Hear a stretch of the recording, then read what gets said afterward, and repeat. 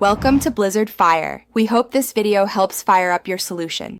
You begin by securing explicit consent. Ask and record that consent if required.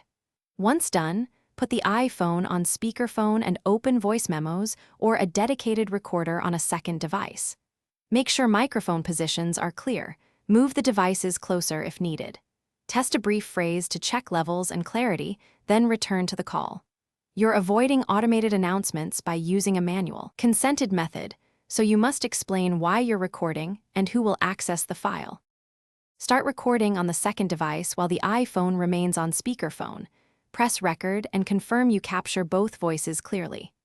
Once running, label the file with date, time, and participant names so it's admissible and trackable later.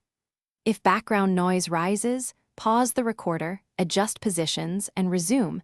Make sure to state the timestamp and names after any pause. This method explains how and why you preserve clarity without triggering an automated announcement, while maintaining transparency to everyone involved. When the call ends, stop the recorder and immediately save a copy to secure storage like iCloud or a passworded drive. Make duplicates for backup. If audio is faint, import the file into basic audio software and apply gentle noise reduction and a 6 to 12 dB gain. Make sure not to distort voices. If any participant withdraws consent, stop and delete the file as required by law. This final step protects you legally and ensures you have an accessible, high-quality recording. Thanks for watching. If you found this helpful, don't forget to like and subscribe.